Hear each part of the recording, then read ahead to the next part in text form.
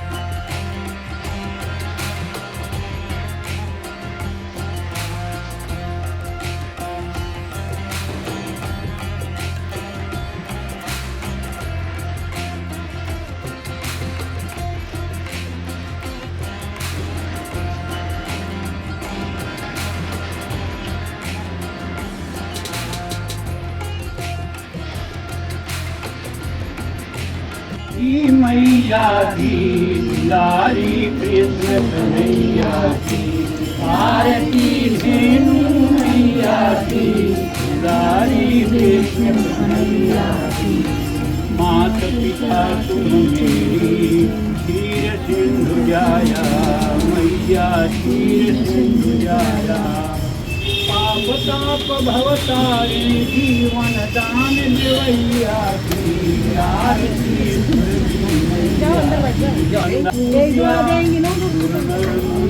पूजा भोल राम देवैया की आरती सुरधि।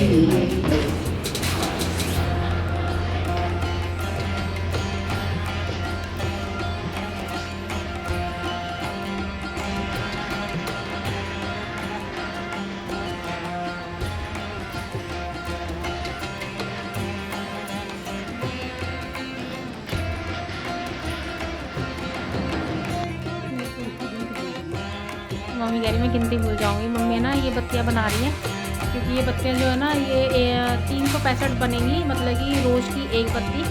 और कार्तिक मास की जो ये पूर्णमासी आएगी जो अब आने वाली है, उसमें ना ये जलाई जाती हैं इकट्ठी। तो मैं शेयर करूँगी आप लोगों के साथ वो भी। तो ये ना इतना ना मम्मी डेली थोड़ी थोड़ी बना के रखती रहेंगी, क्योंकि ना पर डे के हिसाब से बनती है। कहते हैं ना कोई दिन ऐसा होता है कि हम पूजा पाठ करना भूल जाते हैं या कहीं बाहर होते हैं, नहीं हो पाती। तो मतलब कि ये कहा जाता है कि जो कार्तिक मास की जो इस बार की जो पूर्णमासी आएगी ना, उस पर 365 बत्ती जलाने से ना वो रोज़ की मतलब कि लग जाती है तुलसी के आगे। तुलसी के आगे गंगा जी जमुना जी जो भी जहाँ रहता है नदी किनारे, वो जला के पानी में प्रवाहित कर दो या तुलसी के आगे जला दो, जो बेस्ट है। क्योंकि हर कोई गंगा जी या जमुना जी नहीं जा पाता है। तो अभी मम्मी ये कर रही हैं और हम मंदिर से ना काफ़ी देर पहले आ गए थे और आने के बाद बस बैठे बैठे हैं। तो सोचा आप लोगों के साथ थोड़ी बातें कर लूँ। और आप लोगों को बताना चाहती हूँ, आज गौ अष्टमी है, मम्मी और भाभी का व्रत है। दादी थी तो दादी भी रखती थी, पर वो रखते रखते ही मतलब कि उन्होंने कभी छोड़े नहीं, है ना मम्मी?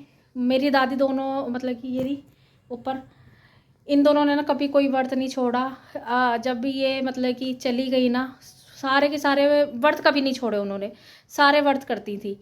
मम्मी करती हैं अब, और भाभी से भी करवाते हैं, क्योंकि हमारे घर में होते हैं ये व्रत। तो आज है गौ अष्टमी।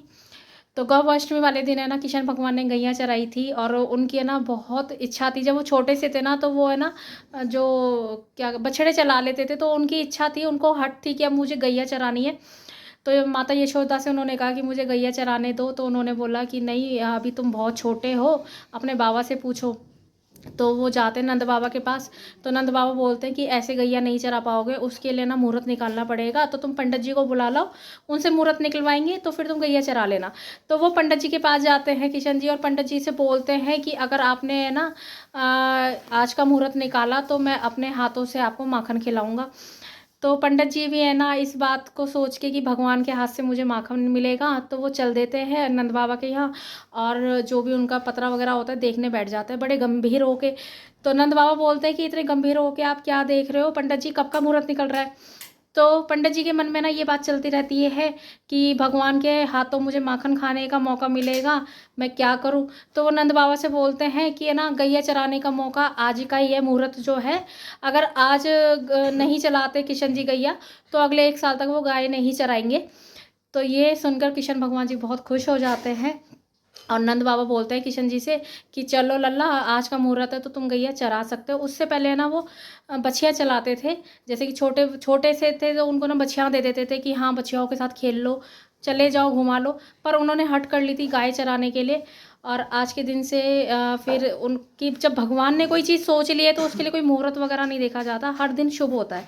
तो आज के दिन से वो दिन माना जाता है जिस दिन भगवान ने गाय चराई थी, और आज को गौअष्टमी बोलते हैं। और इसका व्रत होता है, गाय की पूजा की जाती है, गाय को गुड़ आटा और खील, क्योंकि दिवाली के जस्ट बाद में आती है, खील वगैरह खिलाया जाता है, और टीका करा जाता है, उनको साड़ी ओढ़ाई जाती है गाय माता को, क्योंकि बिना वस्त्र के कोई भी पूजा पूरी नहीं होती। तो इस तरह से पूजा होती है। तो मैंने बहुत लंबी चौड़ी बात कर ली आप लोगों से, अभी बस इतना ही, फिर मिलती हूँ आपसे थोड़ी देर।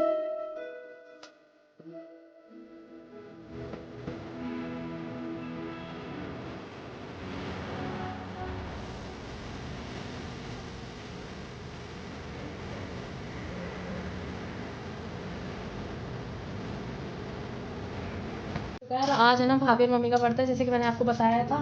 तो ये सांभर के चावल की खिचड़ी बनाई है भाभी ने, तो यही खाने वाली है मम्मी और भाभी दोनों मिलके। और ये धनिया की चटनी, सांभर के चावल की खिचड़ी बहुत ही बढ़िया लगती है। तो ये एंजॉय करेंगे अपना व्रत मील, हम लोग तो बाद में कुछ ना कुछ खाएंगे। चलो तो इनको बैठा देते हैं, बीच बीच में इनको खाना वाना देना होगा ना, क्योंकि व्रत के बीच में उठते नहीं है कुछ भी लेने के लिए, इसलिए इन्होंने पहले से ही अपनी प्लेट भर ली कि अगर कोई इनका ख्याल ना रखे तो एटलीस्ट इनका पेट भर जाए है करिए हाँ। चलो आपसे मिलती हूँ अभी। हम आ गए ऊपर सोने के लिए, और ये ड्रामेबाज बच्चा ड्रामे कर रहा है भाभी, ड्रामे कर रहा है ना ये। तो चलो, तो इस ब्लॉग को यहीं एंड करते हैं। होप कि आपको हमारा गौअष्टमी वाला ब्लॉग अच्छा लगा होगा। अच्छा लगा हो तो लाइक शेयर एंड सब्सक्राइब। बहुत जल्द मिलेंगे नेक्स्ट वाले ब्लॉग में, तब तक के लिए गुड बाय।